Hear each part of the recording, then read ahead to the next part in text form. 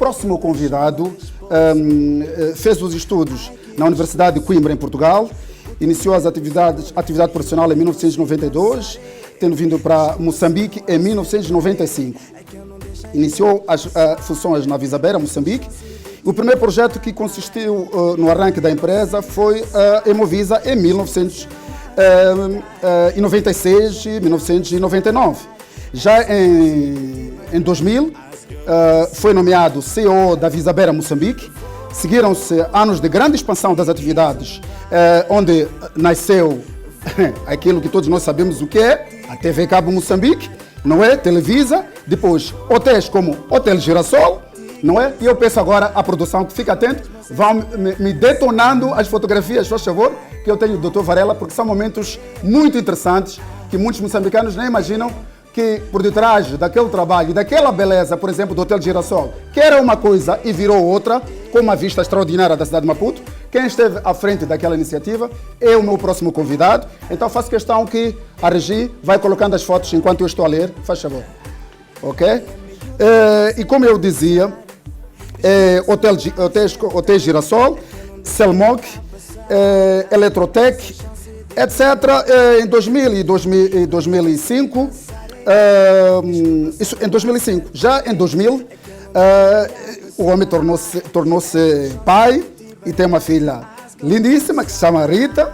Já em 2004 nasce o rapaz, o homem tem um casal, né? Não é? Ainda não estamos a ver aí. E a partir de 2003 passou a acumular a gestão da Visabeira Moçambique com a Visabeira Angola. Isso já em 2003, 2009. Grande expansão, portanto, neste mercado. E em 2008 foi chamado para Portugal, onde assumiu as funções de vice-presidente do grupo Visabeira. Não avancem as fotos porque era interessante que depois o Dr. Paulo Varela fosse comentando. Mas eu queria então, essa é a primeira introdução, digamos, do histórico para perceberem o convidado que está comigo. Agora podemos começar, portanto, a comentar alguns momentos. Primeiro, boa tarde, Dr. Paulo Varela. Obrigado por me honrar com a sua presença, a mim e a própria televisão, e dizer que nós também somos vistos, portanto, na TV Cabo, onde, curiosamente, foi um dos mentores. Muito obrigado, é um facto e foi um dos grandes projetos que eu tive o prazer com muitos outros colegas do Grupo Visabeira desenvolver aqui em Moçambique. Foi absolutamente pioneiro. Eu devo dizer que quando a TV Cabo começou a construção da rede em 1998, 97, 98, foi um projeto pioneiro em África. Não havia sequer outra cidade e outro país com aquela tecnologia. Portanto, foi um dos projetos que mais prazer me deu fazer aqui em Moçambique. E foi um de muitos que felizmente tenho tido a sorte e o privilégio de ter vindo a fazer ao longo de todos estes anos e espero continuar. E foi importante, doutor, falar disso porque alguns jovens, aqueles que nasceram mais tarde, não sabem que a TV Cabo foi a pioneira nesse campo. Hoje que já há concorrência e tal, mas vocês foram... É preciso recordar o contexto em que nós avançámos com este projeto. Nós começámos a construção da rede em 95, 96, as emissões terão começado alguns anos depois, 97, 98, e na altura, eu devo dizer, inclusive, foi difícil obter financiamento bancário, na medida em que havia uma dúvida se efetivamente... Sobre a sustentabilidade do projeto. Sobre a sustentabilidade do negócio. Portanto, nós acreditámos e é uma parceria, e continua a ser, era uma empresa participada pela Visabeira e pelas Telecomunicações de Moçambique, e o que também evidenciou, desde logo, o espírito visionário que o grupo tinha e a sorte e o engenho que teve em encontrar bons parceiros em Moçambique. Esse também foi um dos sucessos, uma das razões do sucesso daquilo que o grupo fez e continua a fazer, mesmo depois de eu ter saído, obviamente. Foi essa capacidade de juntar parcerias, juntar vontades, juntar competências, e eu devo dizer que as Telecomunicações de Moçambique, no finais da década de 90 e nos anos 2000, foram absolutamente pioneiras no desenvolvimento de muitas das tecnologias que mais tarde vieram a tornar comuns noutros mercados. Portanto, eu devo dizer que Moçambique, nesse aspecto, em termos de telecomunicações, esteve na vanguarda e a Visabeira deu aqui o seu contributo importante nesse aspecto. Essa é a parte que diz respeito à vertente televisiva. Mas o grupo também foi forte, teve vários investimentos, aqueles chamados de investimentos diversificados. Entraram também na hotelaria e também na agricultura. Sim, enfim, uma das imagens que há pouco passou, aquele negócio era mais um hobby propriamente, e foi mais uma experiência do que propriamente um grande negócio, obviamente, mas diz muito sobre o espírito empreendedor da Visabeira, especialmente do seu principal acionista, o engenheiro Fernando Campos Nunes, que sempre teve a disponibilidade para experimentar conceitos e para fazer projetos, e aquele que algumas imagens que estivemos a ver há pouco era da Agrovisa, que foi um projeto agrícola e agropecuário que o grupo desenvolveu e ainda desenvolve em Chinavane, que explorava 5.000 hectares de terra e chegou a ter 1.200 cabeças de gado bovino e a certa altura era um negócio onde eu investia alguns fins de semana, já que durante a semana tinha que estar a tratar de outras coisas. Exato. E foi algo que nós estamos a ver agora. Chegou a ter quantas cabeças assim? 1.200 cabeças de gado bovino, sim. Foi algo que me deu particular gosto e também me pôs em contacto com aquilo que é a dificuldade de fazer atividade agrícola, agroindustrial e agropecuária em Moçambique. Portanto, acabou por ser uma experiência interessante, mas isso, enfim, foi um pequeno negócio que o grupo se abalançou. Mas, efetivamente, o grande fator de desenvolvimento da nossa presença aqui, na altura, da Visabeira, foram efetivamente as telecomunicações. E, a partir daí, depois, toda a fileira da construção, depois da exploração hoteleira, o Hotel Girassol, aqui muito próximo de onde estamos, aqui na Patrícia de Lumumba, foi um dos nossos primeiros projetos, mas depois o grupo abriu hotéis em Nampula, em Lixinga, Cabrabaça, na Gorongosa, o Indy, que também é outra unidade hoteleira que foi começada na altura em que eu era aqui responsável da Visabeira. Portanto, houve todo um conjunto de investimentos muito diversificados que foram muito interessantes e foram também... tudo isto desenvolvido muito em parceria com diversas entidades, diga-se, eu refiro isso mais uma vez. Mas a sua visão, como representante máximo do grupo em Moçambique, contribui naturalmente para que isto acontecesse. Disse que há trabalho de equipe, mas que também se diz que um bom líder é que faz as coisas acontecerem, não é? E ainda que eu perceba a sua humildade em querer, e é assim que se comportam os grandes gestores, não é? Acreditam que, de facto, só é possível vencer quando há teamwork, é um trabalho de equipe, mas a sua liderança foi extremamente importante no grupo para chegar a esse ponto. Isto só foi possível, essa ousadia, essa coragem do grupo de se expandir pelo país, foi também o acreditar no potencial dos moçambicanos. Sim, isso é um facto. Eu tenho o privilégio de conhecer Moçambique do Maputo ao Rovuma, como há pouco referiu. Eu já estive em Massangena, na fronteira com o Zimbábue, estive em segundo congresso na fronteira do Niassa, junto ao rio Rovuma, com a Tanzânia, desenvolvemos projetos junto ao lago Niassa. Em Pemba, estive em Monte Poês, e em Pemba nós tivemos um projeto em Monte Poês, uma exploração de uma unidade de mármore, que depois era processado e exportado a partir de Pemba. Portanto, por força das circunstâncias, mas também graças a esse espírito empreendedor que o grupo sempre teve, enfim, obviamente algum contributo terei dado nesse desenvolvimento, mas não deixa de ser importante referir, foi que nós sempre tivemos a sorte de encontrar aqui grandes equipas de trabalho. Houve uma altura que quando eu saí do grupo, teria cerca de 3.000 pessoas aqui em Moçambique, do norte a sul, nos diversos negócios. Portanto, não deixa de ser gratificante referir isso, não é? E acho que esse é o impacto maior que eu Não vamos entrar nessas imagens agora, porque ainda estamos... o meu convidado acabou de dizer uma coisa que dá voz e dá razão àquilo que eu disse quando estava a fazer a apresentação e quando eu digo neste programa que nós trazemos pessoas cujas suas atividades têm impacto na vida dos moçambicanos.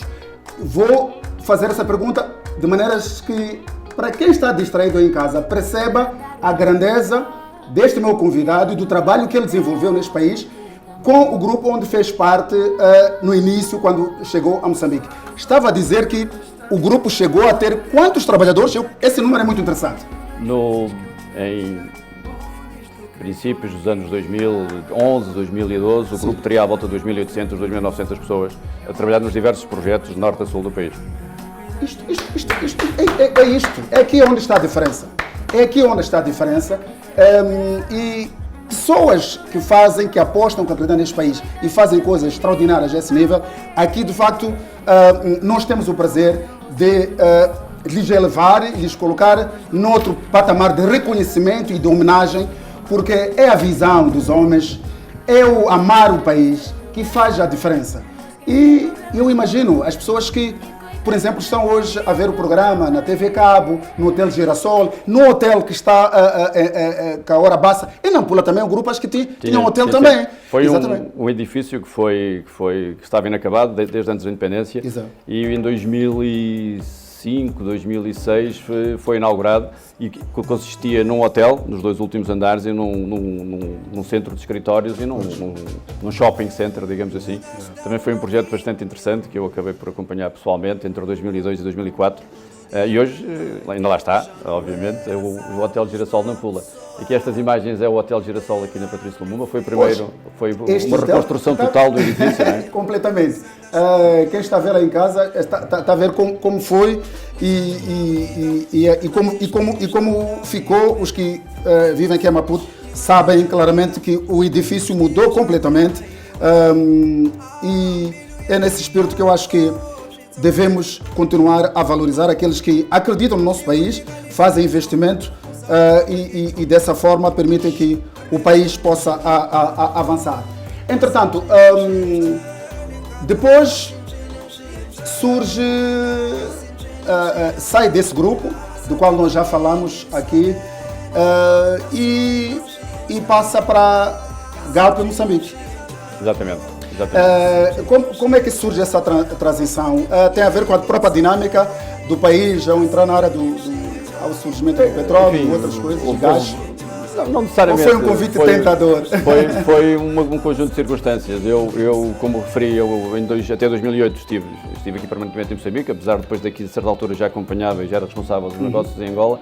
Mas depois fui chamado e fui viver para Portugal, para Viseu, onde o grupo Isabera tinha a sua sede, tinha e tem, não é? E o grupo também teve um conjunto de atividades, adquiriu a Vista Alegre, enfim, é um negócio, uma empresa emblemática, de que eu também tive o privilégio de ser presidente durante alguns anos, entre 2009 e 2014.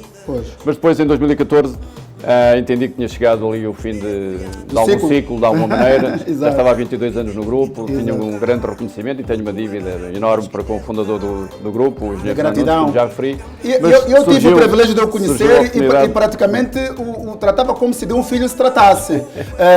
Até porque isso eu tive o privilégio de o conhecer no Hotel Girassol, numa das suas visitas por cá.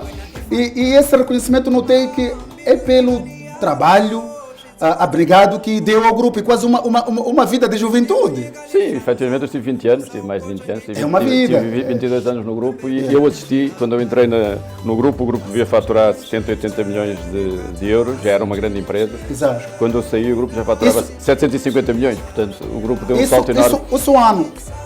Por ano, no grupo, no mundo inteiro. Do grupo. Exatamente, nos vários países onde tinha atividade. Mas o grande crescimento do grupo deu-se efetivamente na década de 2000 a 2015, 2020, e eu até 2014 dei o meu contributo, obviamente, mas o grupo tem continuado o seu percurso de sucesso e continua a fazer o seu caminho, mas ainda surgiu uma oportunidade e efetivamente eu também sempre olhei, enfim, em termos da minha atividade profissional, e sempre procurei estar ligado a setores de grande crescimento e potencial em Moçambique. E o que é facto é que eu participei no ciclo das telecomunicações, foi o grande investimento que houve na década de finais dos anos 90, princípios de 2010.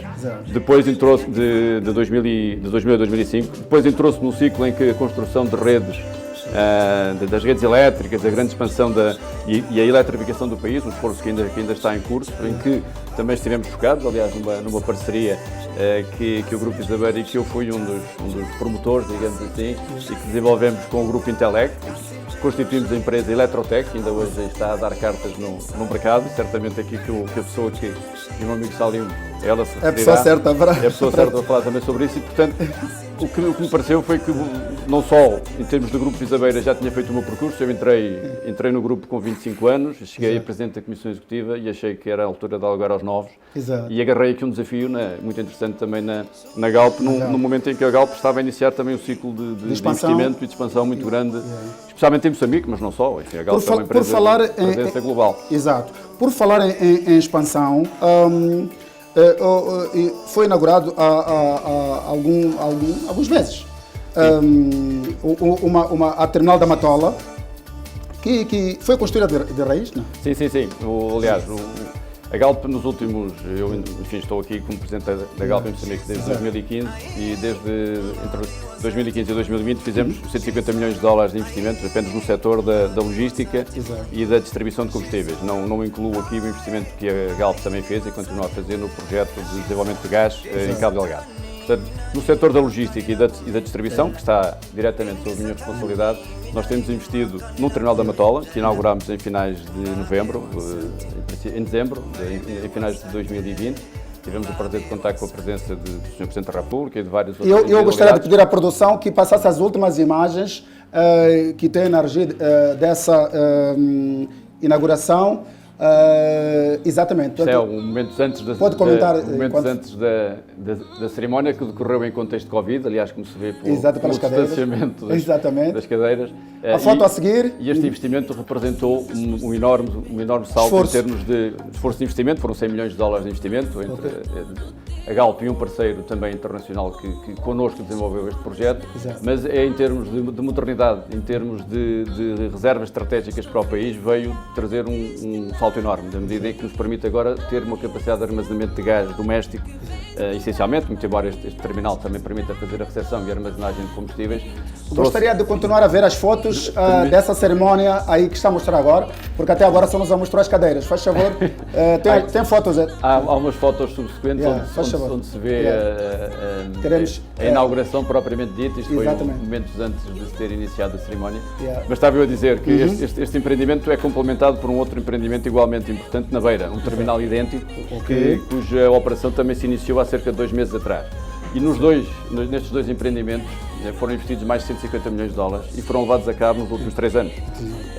E, portanto, nós na Beira, inclusive, sofremos um ciclone Idai, que quase tivemos que recomeçar as obras desde o seu início. Portanto, também houve aqui uma grande resiliência e um grande acreditar de todas as pessoas na Galp, que nos permite continuar a fazer este caminho, não é? Tem 2 imagens que gostaria de ver, porque são extremamente importantes, têm a ver com esse grande investimento que foi feito. Isto foi aqui na inauguração do Hotel Girassol. O Hotel Girassol. Dr. Calmo Cume, na altura Primeiro-Ministro, exatamente. que era Ministro do Turismo. Exatamente. E que nos deram o prazer de fazer presentes nesta cerimónia. Há pouco vimos umas imagens também de uma cerimónia tradicional que ocorreu na província de Sofala, num dos empreendimentos que lançámos, do governador na altura. Ali é a cerimónia tradicional e tal. Nós fizemos isso frequentemente nos vários empreendimentos que fomos fazendo aí ao longo do país. Enfim, é um percurso interessante, mas... Continuo a aguardar da produção aquelas 2 imagens não deixa de ser daquela outra cerimónia recente. São as 3 penúltimas fotos. Espero que... finalmente estão esta cerimónia. Depois só vai faltar mais uma. Sim, aqui foi a tal cerimónia que ocorreu em novembro e num contexto de Covid, em que nós tivemos grandes restrições de viagens. Nós nunca parámos os trabalhos de construção, inclusive na altura havia enormes restrições à entrada em Moçambique, como se recorda, não havia praticamente voos, os voos foram praticamente todos suspensos. Portanto, tivemos de trabalhar aqui muito próximo com o Ministério da Energia e quero também aqui publicamente reconhecer o enorme empenho que o Sr. Ministro colocou em criar as condições para que nós pudéssemos efetivamente dar continuidade ao projeto. E o que é facto é que este empreendimento foi inaugurado em pleno Covid, em novembro de 2020. E essa é a imagem da inauguração, que vou pedir à minha produção para me colocar no ar, no mesmo sítio. Aliás, são 3 fotos e, portanto, falta essa que é muito importante. Dr. Varal, eu quero primeiro dizer que... E depois, nesse processo todo, deixa de ser português e adquire a nacionalidade moçambicana. Foi de tanto ter os pés aqui, aliado à paixão pela terra, que o fez, portanto, solicitar essa eu devo dizer, eu tive o privilégio de vir para Moçambique muito jovem. Toda a minha vida, 99% da minha vida profissional, esteve de alguma maneira ligada a Moçambique. E é um facto que eu tenho aqui uma ligação enorme aqui a esta terra, às pessoas, e tenho um carinho muito especial porque É evidente que eu dei muito a Moçambique, fiz aqui um esforço grande para mobilizar investimentos das empresas em que tenho trabalhado, mas também o que é facto é que recebi muito de volta e tenho tido o privilégio de trabalhar com pessoas fantásticas e por isso tudo aquilo que eu puder continuar a fazer no sentido de empurrar Moçambique para a frente, de continuar a fazer projetos, de estar envolvido em projetos que criem emprego, criem boas oportunidades de desenvolvimento para as pessoas, é fundamental. Eu devo dizer, também fazendo aqui uma ligação com a convidada que me antecedeu, que um dos projetos que a Visabeira também participou foi no ISUTC, precisamente porque acreditamos e acredito eu, e acreditava na altura, que a educação é fundamental e a formação das pessoas, e por isso a Visabeira foi um dos membros fundadores, ainda quando eu estava na Visabeira, do ISUTC, portanto, do Instituto Superior de Transportes e na altura, e Comunicações, a sociedade era a Transcom, e que tem hoje, quer ensino médio, quer ensino superior, também uma das suas atividades. Por isso eu diria que esse meu desejo, tive o privilégio de requerer a nacionalidade e foi-me concedido. Para alguém que podia ter... Deixa muito satisfeito e feliz por isso, não é? Para mim é de facto algo que me alegra muito, porque pelo seu talento, para não lhe chamar um gênio da gestão e do mundo dos grandes negócios, podia estar a viver em Angola ou podia ter mesmo se mantido em Portugal, okay? Mas preferiu de facto ficar aqui em Moçambique. Isto também tem a ver com o amor que tem pelo povo e pela terra. Moçambique é uma terra muito especial e eu não conheço nenhum país no mundo com esta diversidade. A sua família foi construída aqui praticamente. Sim, os meus filhos, enfim, acabaram por não nascer cá fisicamente, mas foram fabricados cá, por assim dizer. E é evidente, a minha família toda... Não esqueçam aí, eu preciso dessa foto da inauguração que tem... Pessoas em fila aí, faz favor. A minha família era também. A última foto. Era a entrada do terminal a chegada do Sr. Presidente. Sim, exato, era uma foto exatamente. Que também gostava de partilhar. Esse momento foi especial, de facto. E como bem falamos até porque aqui, quando virmos daqui a 10 anos... É um investimento de muitos números que vai ter reflexo na vida dos moçambicanos. Faz favor, queremos ver essa fotografia. É a seguir a esta foto. Bom, por isso não entrou. E o cenário é por aí e vai ver. Senão, nem que eu tenha que trazer na próxima edição, mas eu tenho que ver essa fotografia, faz favor. Mas por já queria ver agora na presença do meu convidado, portanto, produção, não me deixa ficar mal. Nós estamos aqui a tratar de números gordos aqui que impactam a vida dos moçambicanos. Então, faz favor, coloquem a fotografia aí. Mas agora, deixa-me só referir um outro aspecto que também é muito interessante e que tem a ver com esta circunstância. Foi que o ano passado, como nós terminámos a construção dos 2 terminais, tivemos que recrutar 50 pessoas para fazer a gestão deste terminal e tivemos que o fazer num contexto de Covid em que não era possível as pessoas estarem juntas, né? Presencialmente. Portanto, tivemos que entrevistar mais de 400 pessoas para as diversas funções, tudo por internet, por Zoom ou Teams ou outras ferramentas. E portanto foi um desafio enorme. Mas acabamos por conseguir, e isso aí também mérito das pessoas que comigo colaboraram e que ajudaram a tornar isto uma realidade. E devo dizer que, mais uma vez, este projeto que estamos a falar é uma parceria também. Portanto, aqui eu acredito genuinamente que a forma de nós conseguirmos fazer coisas na vida é trabalhando em parceria, trabalhando em união de esforços e trabalhando com as pessoas certas, que no fim do dia é o que faz a diferença, não é? E posso dizer que quando há pouco foi referido, não é? Quando o Grupo Visabeira chegou a ter cerca de 2.800, 2.900 pessoas, eu devo dizer que no universo da Galp, hoje em dia, também trabalha um número equivalente de pessoas. Portanto, se considerarmos todos os funcionários que trabalham nos nossos postos de abastecimento, que nós aumentámos para o dobro nos últimos 4 anos, eu devo dizer que há cerca de 2.500 pessoas que trabalham no universo também da Galp. Portanto, entre funcionários diretos e indiretos, porque são as pessoas que trabalham diretamente nesses postos, que trabalham nestes terminais, são trabalhos e empregos altamente qualificados. Exatamente. Portanto, eu devo dizer que esta nossa contínua criação de emprego e empregos especializados, empregos que requerem formação constante e requerem uma atualização muito grande, vão continuar. Eu devo dizer, porque também parece que é um dado relevante, estes 2 terminais que estou a referir, que têm tecnologia topo de gama e são do mais avançado que existe na África Austral, são geridos 100% por moçambicanos. Portanto, toda a nossa força de trabalho foi recrutada localmente, como referi há pouco, neste contexto muito difícil. E temos ali uma equipa muito boa e acho que estamos preparados para, assim que o mercado crescer, porque é evidente que estamos numa fase mais difícil aqui da nossa economia, aqui e no mundo inteiro. Esta questão do Covid, claro que impactou no mundo Teve inteiro. impacto também no vosso setor? Sim, bastante. Nós, esta questão, todas as restrições associadas à mobilidade impactaram no nosso negócio e provocaram uma redução no consumo. Exato. Mas apesar disso, eu devo dizer que em momento algum a Galp hesitou no seu plano de investimento e nós temos continuado a executar o plano exatamente como estava previsto, até porque, e é aquilo que também defendo e sempre disse nos vários fóruns em que tenho estado, nós para estarmos em Moçambique temos de estar numa lógica de longo prazo. Não nos podemos nem entusiasmar demasiado quando as coisas correm bem, nem também entrar numa depressão coletiva quando temos momentos de maior dificuldade. Né? O que é facto é que nestes 26 anos que eu levo aqui de atividade, já tivemos momentos bons, já tivemos momentos menos bons, e o que é facto é que o país continua a fazer o seu percurso e o país que hoje... É evidente que quem olha para Maputo não imagina como é que era há 25 anos. Eu vinha-me a recordar há pouco, nós agora fazemos uma videochamada instantaneamente e quando eu cheguei a Moçambique para ligar para Portugal tinha que ligar para a central telefónica, pedir uma chamada, marcar o 100, tinha que esperar meia hora, depois eventualmente lá vinha a chamada de volta. Portanto, hoje em dia falamos com o mundo inteiro de forma instantânea. Portanto, eu diria que o progresso acontece todos os dias e nós temos que levar aqui a nossa autoestima, por isso é que eu estou aqui com o MC também. Muito obrigado. E acho que tudo aquilo que nós podemos fazer para trabalhar a autoestima, evidente, sem escamotear as dificuldades do dia-a-dia, sem perceber que as coisas são realmente difíceis, mas com trabalho, persistência, visão, nós vamos conseguir levar o país para a frente. Pelo menos ao nível da Galp Moçambique, é isso que estamos a fazer neste momento. Dr. Paulo Varela, eu quero lhe agradecer do fundo do coração por ter arranjado um espaço na sua agenda tão preenchida para vir a este humilde talk show. A este talk show que, ainda que humilde, o que nós temos de melhor é de facto o amor pelo país também, a vontade de querer ver o país avançar.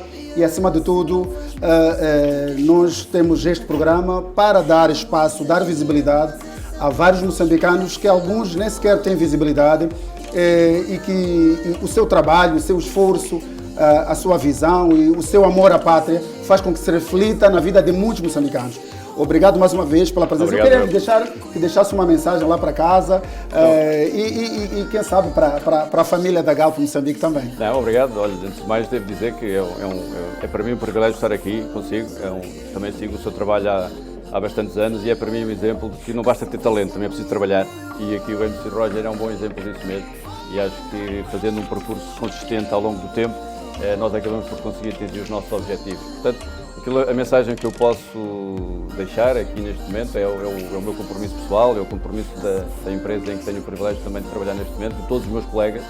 Nós vamos continuar a fazer aqui o nosso percurso, vamos continuar a incrementar e a fazer investimentos em Moçambique, enfim, com mais velocidade, menos velocidade, com mais dificuldade, menos dificuldade, nós vamos continuar a acreditar e a trilhar o caminho que foi desenhado e continuamos a achar que existem grandes oportunidades de investimento. Moçambique é um país com muito futuro, é um país que pode estar a atravessar dificuldades no presente, mas que nós já soubemos no passado e aqui com o esforço e com o empenho de todos e trabalhando em conjunto, eu penso que também é um momento em que devíamos apelar aqui à união de esforços e pôr de lado um pouco algumas divergências e concentrar-nos no essencial e trabalharmos todos em conjunto para levar o país para a frente.